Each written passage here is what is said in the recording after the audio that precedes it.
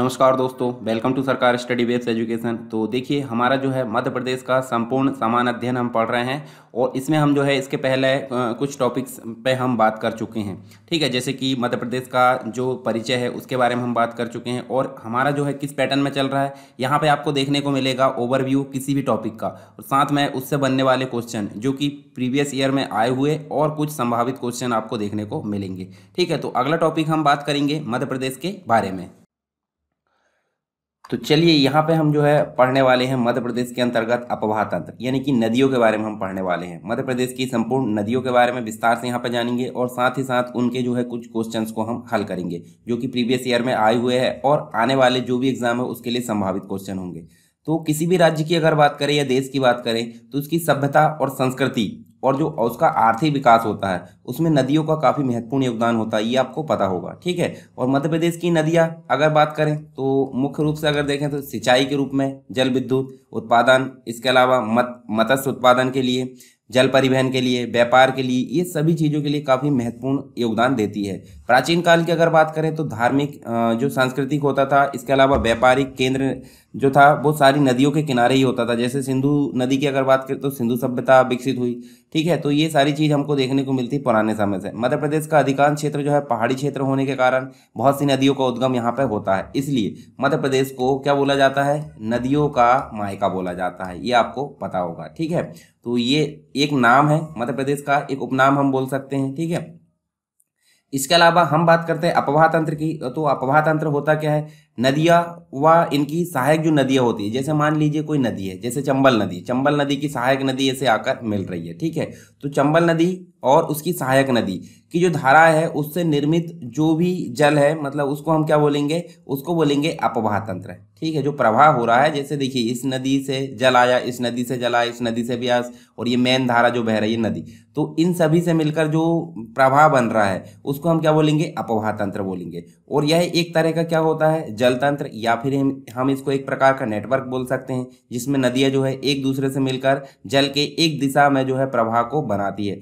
जैसे हम यहाँ पे अगर देखें तो हमको मध्य प्रदेश की नदियाँ यहाँ पे देखने को मिलती है। ठीक है, तो देखिए ये पूरा कंप्लीट आप मैप देखिए तो यहाँ देखिए, जैसे मान लीजिए यहाँ पे नर्मदा नदी निकली है। ठीक है, नर्मदा नदी की बात करें तो देखिए नर्मदा नदी यहाँ से निकली है और इसके साथ में कुछ सहायक नदियाँ भी, तो नर्मदा नदी का जो अपवाह तंत्र हम बोल सकते हैं। उसके अलावा इंदौर से देखिए यहाँ पे आपको चंबल नदी निकलती हुई मिल रही है जो कि राजस्थान से होते हुए फिर मध्य प्रदेश में आकर जो है उसके बाद उत्तर प्रदेश में यमुना नदी से मिल जाती है। उसके अलावा इसमें बहुत सारी नदियाँ मिली है। ठीक है, ये देखिए, और ये देखिए ये नदी जो मिली है, ठीक है, पार्वती नदी, काली सिंध नदी। ठीक, तो ये सारी नदियां मिलकर क्या बना रही है, यहाँ पे अपवाह तंत्र बना रही है। तो इन सभी के बारे में हम यहाँ पे पढ़ने वाले हैं। तो हमको मध्य प्रदेश के अंतर्गत बहुत सारे अपवाह तंत्र देखने को मिलेंगे, जैसे कि यहाँ पे हमको जो है गंगा और यमुना नदी तो है नहीं, परंतु यहाँ आप देख सकते हैं, देखिए यमुना नदी आई है और यमुना नदी से मिलकर क्या हुआ है, ये देखिए चंबल नदी मिली है। तो हम बोल सकते हैं यहाँ पे चंबल नदी मतलब यमुना नदी का तंत्र भी है। ठीक है, इसके अलावा नर्मदा नदी का तंत्र तो है ही है, यहाँ पे हम देख सकते हैं। ताप्ती नदी हम देख सकते हैं नीचे वाले क्षेत्र से, देखिए मुल्ताई से निकलकर बैतूल जिले से निकलकर ये गई है। ठीक है, अरब सागर की ओर। इसके अलावा गोदावरी नदी तंत्र की अगर बात करें, गोदावरी नदी में आप देख सकते हैं, देखिए वर्धा नदी, पेंच नदी, बेनगंगा नदी, ये जाकर जो है मिलकर प्राणहिता बनाई है, प्राणहिता नदी यहाँ पे बनी है और उसके बाद जो है गोदावरी नदी से मिलकर।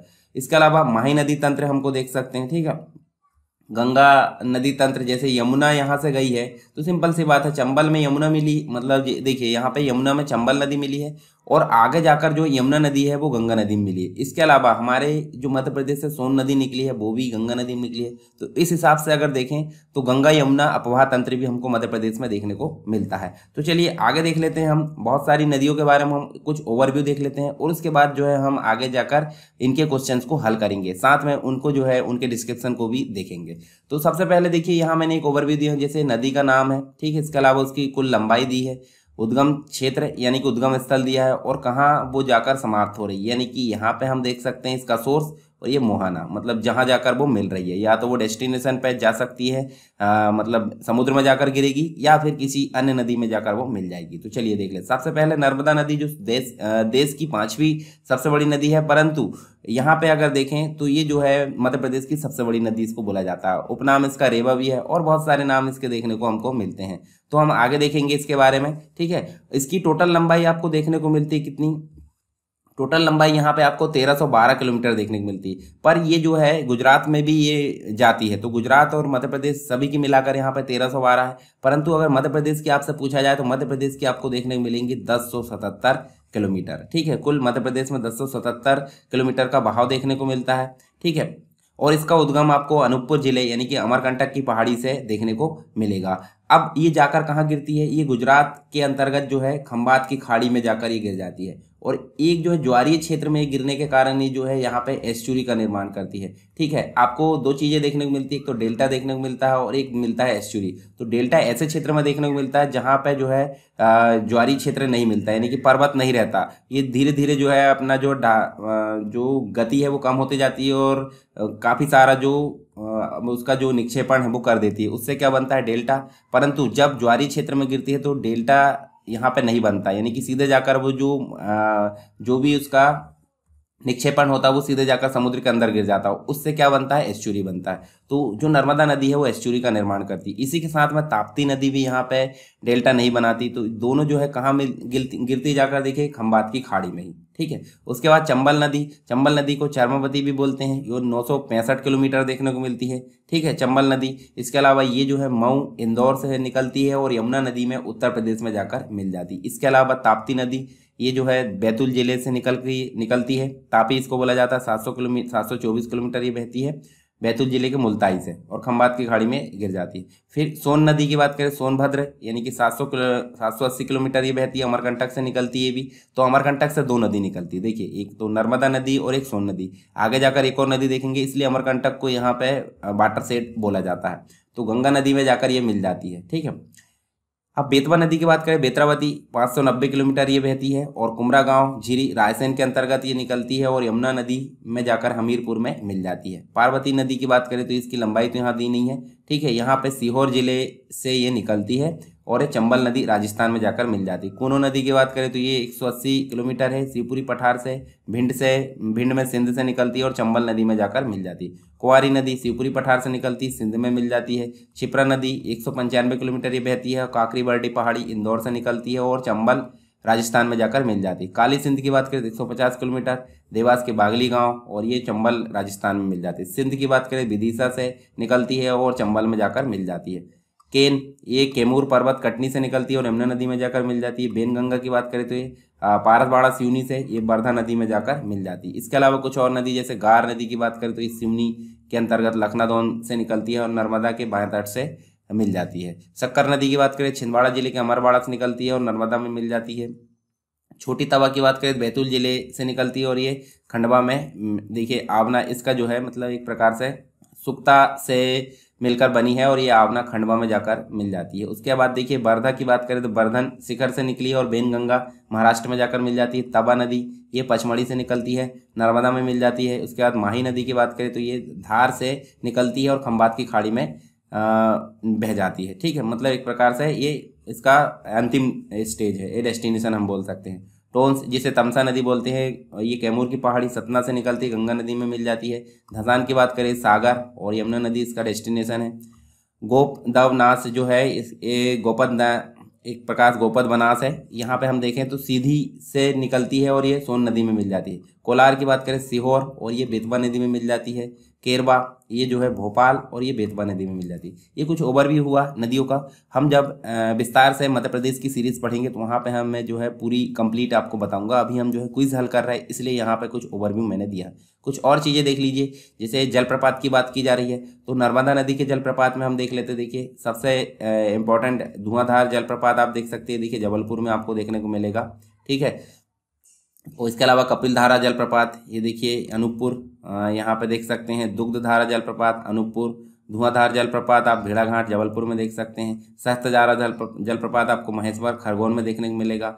इसके अलावा केन नदी में आपको पांडव जलप्रपात देखने को मिलेगा पन्ना में और रान्हे जलप्रपात छतरपुर में। बीना नदी के अंतर्गत अगर देखें तो ये बेतवा की सहायक है, यहाँ भालकुंड जलप्रपात राहतगढ़ सागर में देखने को मिलता है और गाथा जलप्रपात पन्ना केन नदी में ये देखने को मिलता है ये वाला। ठीक है, इसके अलावा चंबल में आपको देखने को मिलेंगे 3 चुलिया जलप्रपात मंदसौर में, पाताल पानी इंदौर में, झाड़ीदा ये जो है आपको इंदौर में। इसके अलावा आप देख सकते देखिए कुछ और है, जैसे चचाई जलप्रपात पहले बहुत ऊंचा हुआ करता था, ठीक है, परंतु अभी बहुटी आपको देखने को मिलता है। तो ये देखिए रीवा बिहड़ नदी में 130 मीटर इसकी ऊंचाई है। केवटी ये भी रीवा में है, महाना नदी पर इसकी 98 मीटर है। बहुटी जलप्रपात ये रीवा में है, सेलर नदी, इसकी ऊंचाई 138 मीटर है। ठीक है।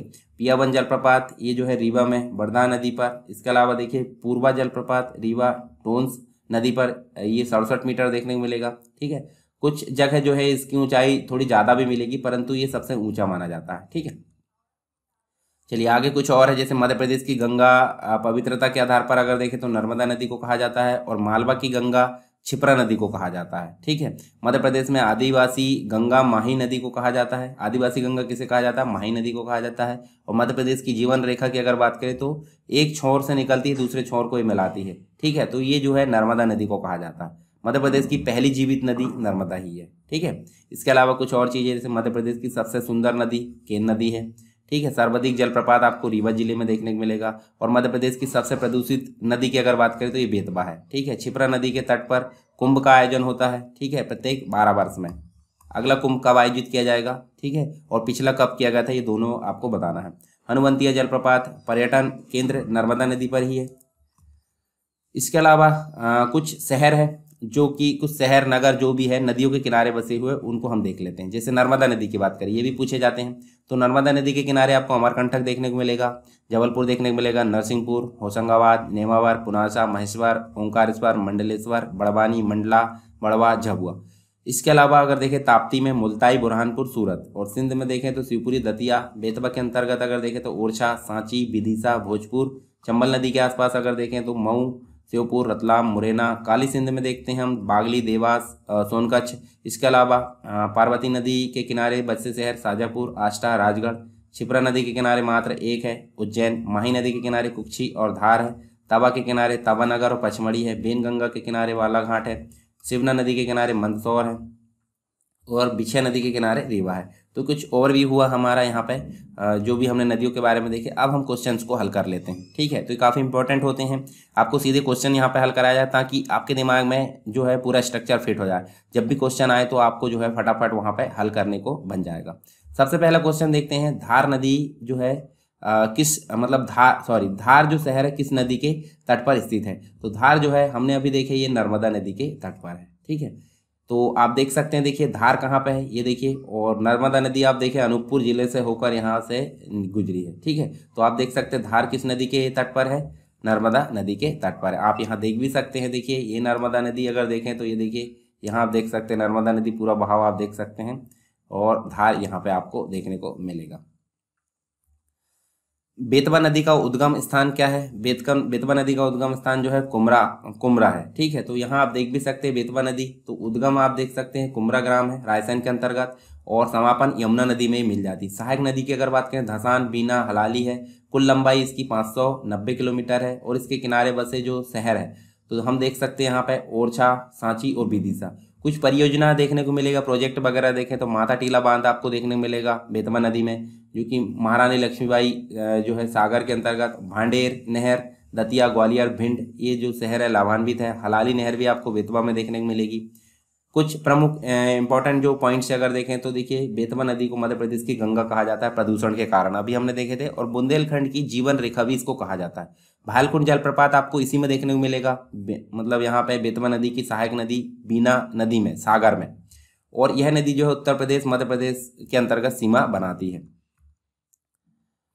देखिए यहाँ आप देख सकते हैं बेतवा नदी, तो आप देखिए यहाँ पे जो है हमको बेतवा नदी देखने को मिलेगी। ठीक है। देखिए यहाँ आप देख सकते हैं, देखिए ये देखिए बेतवा नदी मध्य प्रदेश से होती हुई और उसके बाद जो है यहाँ पे उत्तर प्रदेश में जाकर यमुना नदी में मिल गई है। ठीक है। अगला क्वेश्चन है, निम्न में से कौन सी नदी चंबल में नहीं मिलती है? तो चंबल में नहीं मिलने वाली नदी की अगर बात करें तो देखिए पार्वती नदी मिलती है। ठीक है। काली सिंध में मिलती है, क्षिप्रा में मिलती है। परंतु वर्धा की अगर बात करें, वर्धा आपको दक्षिण की ओर देखने को मिलती है। ठीक है।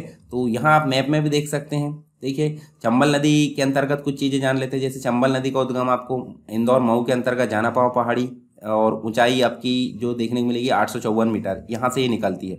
इसका समापन आपको इटावा में देखने को मिलेगा, यमुना नदी में। ठीक है। कुछ सहायक नदी देखें तो क्षिप्रा इसमें देखने को मिलती है, काली सिंध भी देखने को मिलती है, पार्वती भी देखने को मिलती है, बनास भी देखने को मिलती है। 4 यहाँ पर सहायक नदी है। जलप्रपात इसके अंतर्गत देखें तो चूलिया जलप्रपात, भेसरा भैंसरोडगढ़ जो है कोटा में है, ये भी जलप्रपात है। पताल पानी झाड़ीदा इंदौर में है। सिंचाई की बात करें चंबल नहर से भिंड, मुरैना, ग्वालियर, मंदसौर, नीमच ये सभी जिलों में सिंचाई ये लाभान्वित शहर है। किनारे बसे शहर की अगर बात करें रतलाम है, मुरैना है, श्योपुर है, मऊ है। कुछ परियोजना की बात करें तो राज्य की प्रथम जल विद्युत परियोजना गांधी सागर बांध जो कि मंदसौर में है। जवाहर सागर जो है कोटा राजस्थान में है। इसके अलावा राणा प्रताप सागर चित्तौड़गढ़ राजस्थान में। तो 3 आपको मुख्य रूप से परियोजना या प्रोजेक्ट देखने को मिलेंगे। तो गांधी सागर आपको मध्य प्रदेश में देखने को मिलेगा और जवाहर सागर राणा प्रताप जो है आपको राजस्थान में देखने को मिलेंगे। ठीक है, तो हमारा राइट आंसर यहाँ पे वर्धा है। और यहाँ पे वर्धा की बात करें तो देखिए वर्धा आपको यहाँ से निकल कर देखें तो ये जाकर इधर बेनगंगा में जाकर मिल जाती है। पेंच नदी भी यही मिलती है और जो यहाँ पे मिलन है इनका वो प्राणहिता के नाम से जाना जाता है। ठीक है, देखिए यहाँ पे हमको ये देखने को मिलेगा, जैसे देखिए चंबल नदी पर जो है चंबल अभ्यारण्य स्थित है जिस पर डॉल्फिन संरक्षण भी है। चंबल नदी पर चंबल घड़ियाल केंद्र भी बना हुआ है। इसके अलावा यह नदी मध्य प्रदेश राजस्थान की सीमा रेखा बनाती है और मध्य प्रदेश में 2 बार गुजरती है। मतलब पहली बार जब जाती है निकलकर, उसके बाद राजस्थान से होकर ये मध्य प्रदेश में फिर से आती है। चंबल नदी अपने अपवाह क्षेत्र के में जो है अवनलिका यानी कि गली या पर्दन जिसे बीहड़ का निर्माण होता है और ये जो है इस क्षेत्र के मतलब इसके अंतर्गत जो है श्योपुर, मुरैना, भिंड यहाँ पे ये प्रभावित होती है। चंबल नदी का अपवाह क्षेत्र जो है मध्य प्रदेश, राजस्थान व उत्तर प्रदेश 3 राज्यों से होकर गुजरती है। तो आप यहाँ देख भी सकते हैं, देखिए पहले तो मध्य प्रदेश से निकली, फिर आप देख सकते हैं यहाँ पे राजस्थान में गई, राजस्थान से होकर फिर मध्य प्रदेश में देखिए आई है और फिर उत्तर प्रदेश में प्रवेश करके यमुना नदी में मिल जाती है। तो आप देख सकते हैं 3 स्टेट इसके अंतर्गत आते हैं। ऐतिहासिक नगर उज्जैन किस नदी के किनारे है? तो उज्जैन के किनारे मात्र जो मतलब देखिए जो नदी थी एक, उसमें एकमात्र शहर था उज्जैन, तो ये थी क्षिप्रा। तो आप यहाँ देख भी सकते हैं, देखिए क्षिप्रा नदी की अगर बात करें, देखिए क्षिप्रा नदी जो है यहाँ पे ये देख सकते हैं और ये हमने सारी चीज़ देख ली। आप एक बार इसको फिर से पढ़ सकते हैं। तवा नदी जो है किस नदी की सहायक नदी है? तो ये जो है तवा नदी नर्मदा नदी की सहायक नदी है। ठीक है, तो आप यहाँ देखिए तवा नदी, देखिए यहाँ पे आपको तवा नदी देखने को मिलेगी और नर्मदा नदी की जो है बहुत सारी सहायक नदी 41-42 जो भी है। ठीक है, तो कुछ राइट साइड से आती है और कुछ लेफ्ट साइड से आती है। ठीक है, तो आप यहाँ देख भी सकते हैं, देखिए ये देखिए तवा नदी। ठीक है, तो आप राइट साइड से देख लेते हैं, मतलब यहाँ से अगर देखें तो राइट ही हो जाएगा, लेफ्ट ही हो जाएगा। तो देखिए थावर नदी, बंजर नदी, शेर नदी, तवा नदी, छोटी तवा, सुक्ता नदी, कुंडा नदी, गोई नदी। इसके बाद हमको राइट साइड में देखें तो हथनी नदी, मान नदी, चोरल नदी, कोलार नदी, बारना नदी, हिरण नदी, ये सभी जो है किसकी है? नर्मदा नदी की सहायक नदी है। ठीक है, और नर्मदा नदी की अगर बात करें तो आपको इसका उद्गम जो है अमरकंटक, अनूपपुर से देखने को मिलेगा। खंबात की खाड़ी में जाकर अरब सागर में गिर जाती है और देश की 5वीं सबसे बड़ी नदी है और मध्य प्रदेश की सबसे बड़ी नदी है, यानी कि प्रथम स्थान पर 1312 किलोमीटर और मध्य प्रदेश में 1077 है। 15 जिलों से होकर गुजरती है, वो आप देख सकते हैं यहाँ पे। सहायक नदी आप देख चुके हैं पीछे। परियोजना की बात करें, रानी अवंतीबाई सागर बरगी परियोजना जबलपुर में, सरदार सरोवर गुजरात, राजस्थान, मध्य प्रदेश, महाराष्ट्र, इन सभी की संयुक्त परियोजना ये है। छोटी बड़ी जो है मतलब एक प्रकार से 29 जो है बड़ी परियोजना यहाँ पे देखने को मिलती है, 135 मध्यम व 3000 छोटी योजनाएं। इंदिरा गांधी जो है नर्मदा सागर परियोजना खंडवा पुनासा में। प्रमुख जलप्रपात हमने देख लिए थे और किनारे बसे शहर भी हमने देख लिए थे। इसके अलावा नर्मदा नदी की कुछ इंपॉर्टेंट फैक्ट देखिए, रीवा ऑफ जो है प्लेजर कहा जाता है नर्मदा नदी को। महासीर मछली, राजकीय मछली जो है मध्य प्रदेश की, इसी में पाई जाती है। इसके अलावा गुजरात में नर्मदा नदी के तट पर दुनिया की सबसे ऊंचा जो है स्टैच्यू ऑफ यूनिटी। अच्छा, इसका उद्घाटन कब किया गया था आपको बताना है और ये क्यों बनाई गई है, मतलब किसकी मूर्ति यहाँ पे स्थापित है, तो आपको बताना कमेंट बॉक्स में। यह जो है सतपुड़ा एवं विंध्याचल पर्वतमाला के बीच भ्रंश घाटी में बहती है। भ्रंश घाटी का मतलब होता है जब प्लेट एक दूसरे से दूर जाती है तो बीच का क्षेत्र यहाँ पे धंस जाता है। ठीक है, तो इसे भ्रंश घाटी का निर्माण होता है। तो सतपुड़ा और विंध्याचल के बीच में ये भ्रंश घाटी स्थित है। इसके अलावा नर्मदा अपवाह में स्थित मध्य प्रदेश का सबसे बड़ा जिला जो है जबलपुर है। खोसला समिति जो है नर्मदा विवाद से संबंधित है और नर्मदा घाटी विकास प्राधिकरण की स्थापना हम देख सकते हैं 1985 में हुई थी। नर्मदा नियंत्रण प्राधिकरण का गठन 10 सितंबर 1980 में किया गया और प्राधिकरण में 20 सितंबर 1980 से कार्य प्रारंभ कर दिया गया। तो ये तो कुछ बात थी नर्मदा नदी के बारे में। चलिए आगे बढ़ते हैं। रामघाट मध्य प्रदेश की कौन सी नदी पर स्थित है? तो रामघाट हम देखें तो हमको क्षिप्रा नदी में ये देखने को मिलेगा। ठीक है, तो क्षिप्रा नदी आप देख सकते हैं, देखिए ये देखिए यहाँ से क्षिप्रा नदी और ये आप देख सकते हैं ये चंबल में जाकर मिल गई है। ठीक, और क्षिप्रा नदी के अंतर्गत कुछ चीज़ें और देख लिए देख सकते हैं। देखिए यहाँ पे पवित्र नदियों में से एक मानी जाती है क्षिप्रा नदी, और क्षिप्रा नदी को वर्तमान में यहाँ पे इस प्रकार से जाना जाता था, फिर इस प्रकार से जाना जाने लगा। ठीक है, पुराणों में परियात्र पहाड़ से निकली है ये और क्षिप्रा जो है इंदौर जिले के काकरी बर्डी पहाड़ी से निकलती है। इसकी कुल लंबाई अगर देखें तो 195 किलोमीटर है। इसमें से 93 किलोमीटर यह केवल उज्जैन जिले में बहती है, इसलिए क्षिप्रा नदी के किनारे उज्जैन शहर है। ठीक है, और इसकी सहायक नदी खान और गंभीर है। ठीक, इसके अलावा क्षिप्रा नदी को मालवा की गंगा भी कहा जाता है, ये हमने देखे हैं।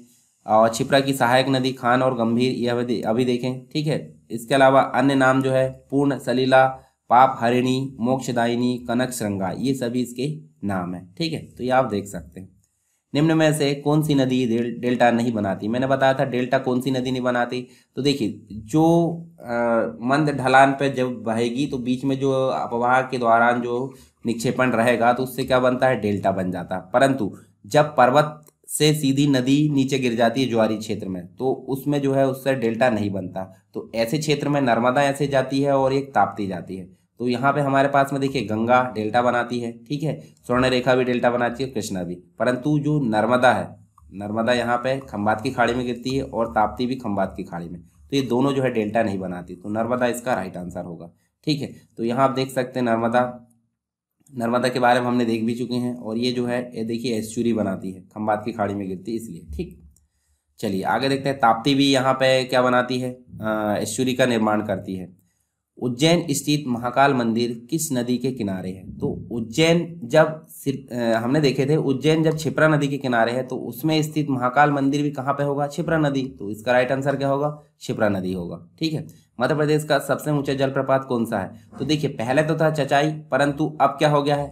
अब हो गया है बहुटी। ठीक है, चचाई की कितनी है? 130 मीटर, और बहुटी की कितनी है? 138 मीटर यहाँ पर ऊंचाई देखने को मिलती है। तो यहाँ आप देख भी सकते, देखिए अभी कौन सा है? ये देखिए बहुटी है। ठीक है, 138 मीटर। और पहले कौन सा था? पहले था चचाई। तो आप देख सकते हैं यहाँ पे सभी के बारे में हमने पहले देख भी चुके हैं। इसके अलावा जैसे रीवा जिले की अगर वेबसाइट की बात करें तो वहाँ पे इसकी जो हाइट है और ऊंची देखने को मिलती है, 198। ठीक,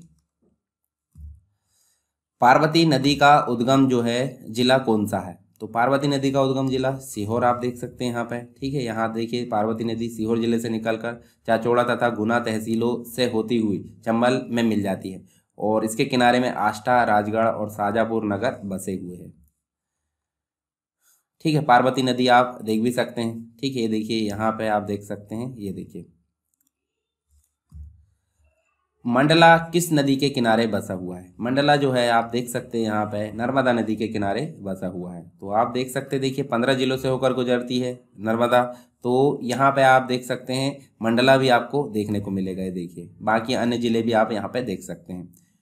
निम्न में से कौन सी नदी मध्य प्रदेश में नहीं बहती है? तो देखिए मध्य प्रदेश में नर्मदा भी बहती है, बेतवा भी, ताप्ती भी, परंतु महानदी आपको नर्मदा मतलब यहाँ पे देखने को नहीं मिलेगी। और महानदी की अगर बात करें तो इसके अंतर्गत मुख्य शहर धमतरी, आरंग, सिरपुर, शिवनारायण, चंद्रपुर, इसके अलावा संबलपुर, कटक, चंपारण देखने को। लंबाई इसकी 885 किलोमीटर है। उद्गम इसका सिंहवा, रायपुर, छत्तीसगढ़ से देखने को मिलता है महानदी का। और जाकर कहाँ मिलती है? ये बंगाल की खाड़ी में गिर जाती है। कुछ सहायक नदी भी आप देख सकते हैं। ठीक है, शिवनाथ, पेरी, सोंडूर, हसदेव, अरपा, जोंक, इसके बाद खारून है। तो ये महानदी की सहायक नदी है। नर्मदा और ताप्ती के अतिरिक्त मध्य प्रदेश की नदियाँ जो है, देखिए नर्मदा नदी सीधे निकलती है तो कहाँ जाकर गिरती है? अरब सागर में। और ताप्ती भी सीधे जाकर अरब सागर में। परंतु बाकी नदियाँ कहाँ गिरती है? तो ये जो है देखिए अरब सागर में जाती है। तो ये तो अरब सागर में नर्मदा जाती है, बंगाल की खाड़ी में नहीं। ठीक है, तो यहाँ पे देखिए हिंद महासागर में। तो देखिए यहाँ पे बोला जा रहा है नर्मदा और ताप्ती के अतिरिक्त मध्य प्रदेश की नदियाँ क्या करती है? तो दूसरी नदियों में ये जाकर मिल जाती है। ठीक है, मध्य प्रदेश की नदियों की बात की जा रही है। तो देखिए अरब सागर में तो क्या गिर जाती है? नर्मदा और ताप्ती। बंगाल की खाड़ी में नहीं गिरती है। ठीक है, इसके अलावा हिंद महासागर में। तो यहाँ पे देखिए नर्मदा और ताप्ती के अतिरिक्त जितनी भी नदियाँ हैं वो अन्य नदियों के सहायक नदियों के रूप में यहाँ पर जाकर मिल जाती है। ठीक है, या तो वो गंगा से मिलेगी, या तो वो यमुना से मिलेगी, या तो वो चंबल या फिर नर्मदा से ही मिल जाती है। ठीक है,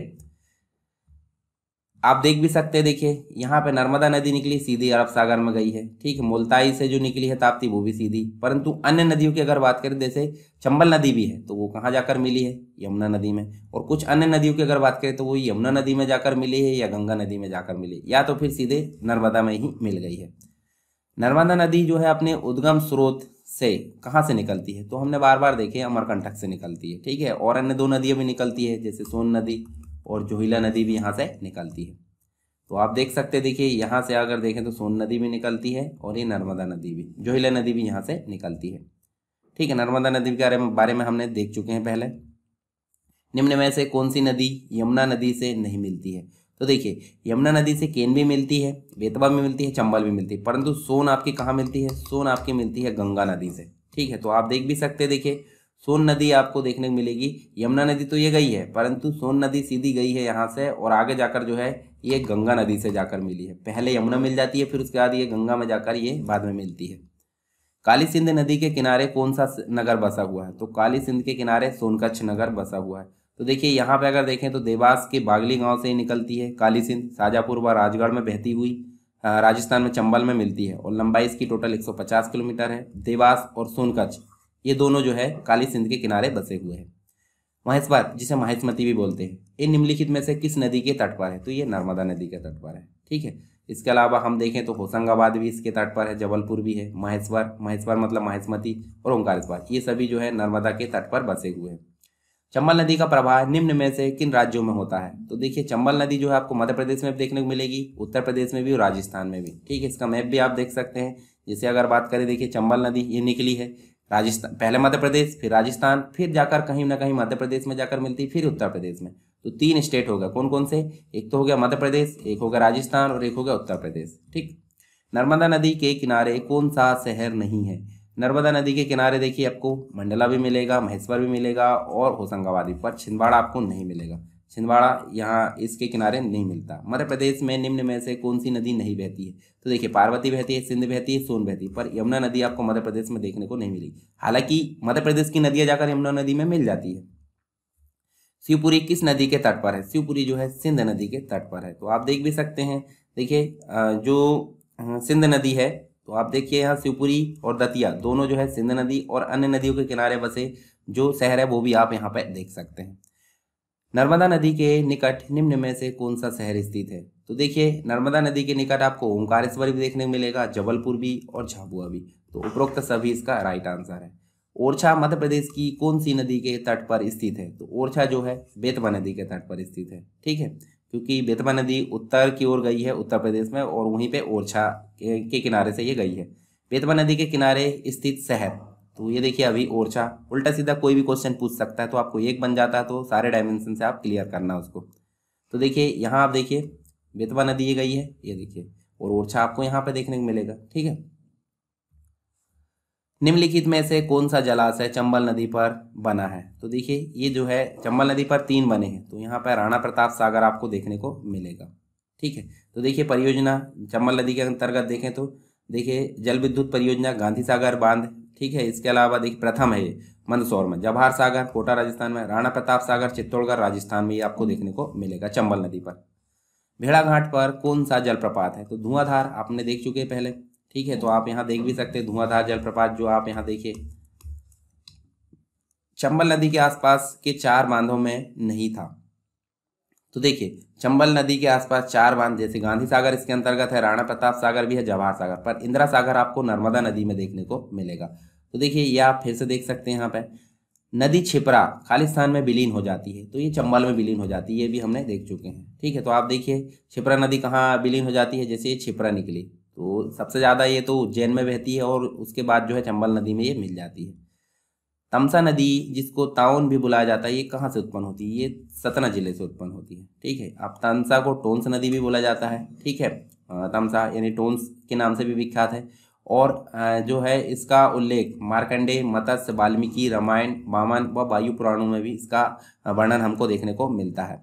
तो ये सतना जिले के मैहर तहसील के झुलेरी के पास कैमूर की पहाड़ियों से निकलती है, और सतना के बाद टोंस नदी रीवा जिले में प्रवेश करती है, और कैमूर पहाड़ियों के बीच से संकरी घाटियों से बहती हुई सतना जिले में बहने के पश्चात अधिकतम अपवाह क्षेत्र रीवा जिले में होता है। ठीक है, और यहाँ पे गंगा में ये समाहित हो जाती है उत्तर प्रदेश में जाकर। टोंस नदी पर अनेक जलप्रपात स्थित है, जैसे पूर्वा जलप्रपात रीवा में। टोंस की मुख्य सहायक नदियाँ बिहड़, बिछिया और बेलन आपको देखने को मिलेगा। ठीक, आप टोंस नदी आप यहाँ पे देख सकते हैं लोकेशन, ठीक है, ये आप देख सकते हैं इस साइड गई है। सोन नदी किस में है? सोन नदी जो है गंगा बेसिन में आपको देखने को मिलेगा। तो मैंने बताया भी था, आप सोन नदी देखिए, ये देखिए सोन नदी आपको इस प्रकार से निकलकर बाणसागर परियोजना भी इसके अंतर्गत देखने को मिलती है और ये गंगा में जाकर मिल जाती है, इसलिए इसको गंगा का जो है गंगा बेसिन का पार्ट माना जाता है। प्राणहिता जो है वो क्यों प्रसिद्ध है? प्राणहिता जो है वर्धा और बेनगंगा जो दोनों नदियों का संगम होता है उससे क्या बनती है? उससे बनती है प्राणहिता, तो इसलिए ये काफ़ी फेमस है।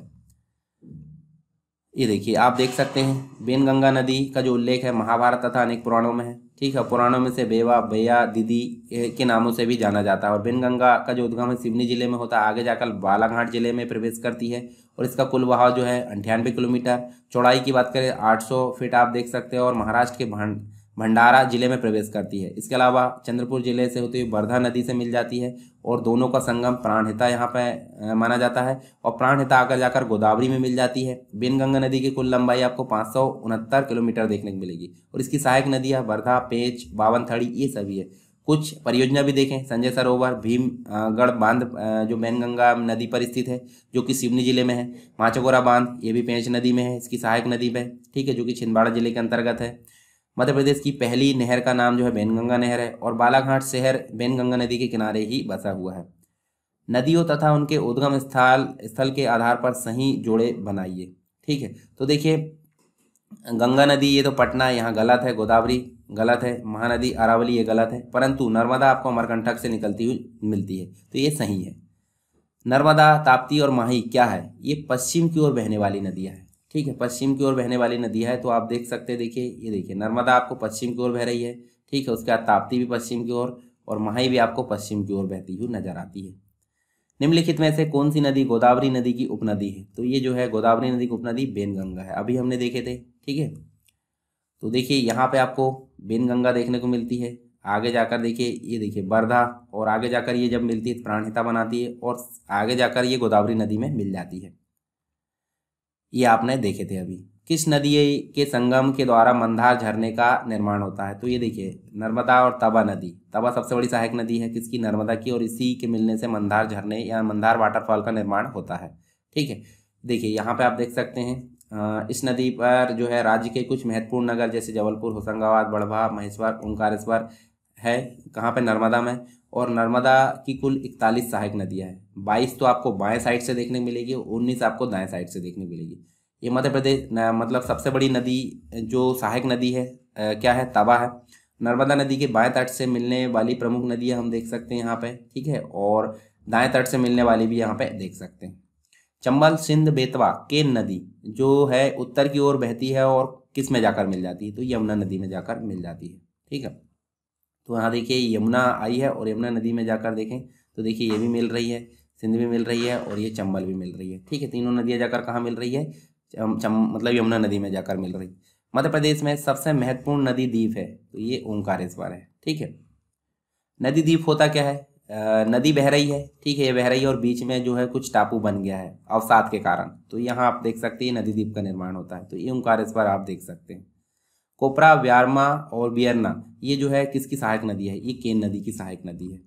ठीक है, तो आप इसके बारे में देख भी सकते हैं। केन नदी जो है बुंदेलखंड क्षेत्र की प्रमुख नदी है। कैमूर पहाड़ी कटनी से निकलती है और कटनी जिले में है केवल धारा के रूप में बहती है। पन्ना जिले में प्रवेश करती है। ठीक है, यहाँ पे देखिए बांदा जिले में बिलहरका के निकट ये प्रवेश करती है। ठीक, ये बांदा जिले की जो सीमा है उसमें करीब 160 किलोमीटर बहती है और चिल्ला के निकट यमुना नदी से ये संगम करती है, यानी कि यमुना नदी में मिल जाती है। ठीक, प्राचीन नाम इसका जो था दर्णावती था। मालवा में प्रवाहित होने वाली मुख्य नदियाँ कौन सी है? तो मालवा में आप देख सकते हैं चंबल भी प्रवाहित होती है, माही भी, छिपरा भी, बेतवा भी, पार्वती भी, सभी इसकी सहायक नदियाँ पर। ठीक, माही तो अलग से जाकर मिल जाती परंतु 3 जो है इसकी सहायक नदी है। आप यहाँ देख भी सकते हैं, माही आप देखिए अलग से चली गई और चंबल नदी में आप देखें तो चंबल नदी में बाकी अन्य नदियाँ यहाँ पे मिल जाती है। कपिल धारा, मंदार, धुआंधार ये इसमें क्या समानता है? ये सभी जो है वाटरफॉल है, यानी कि सभी झरने हैं और ये नर्मदा नदी पर है। ठीक है, सॉरी मंदार मतलब सभी नर्मदा नदी पे नहीं है। जैसे कपिल धारा है, धुआंधार ये नर्मदा नदी पर है।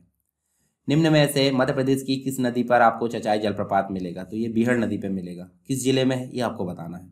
ठीक है, ये आप पढ़ भी चुके पहले। नर्मदा बेसिन का कुल क्षेत्रफल कितना है?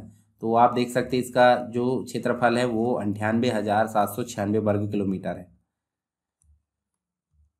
तो यहाँ हमने जो है कंप्लीट रूप से मतलब मध्य प्रदेश की नदियों के बारे में यानी कि अपवाह तंत्र के बारे में पढ़ा, उनसे संबंधित कुछ क्वेश्चंस को यहाँ पे देखे हैं। ठीक है, तो आपका सारे डायमेंशन से यहाँ पे क्लियर हो गया।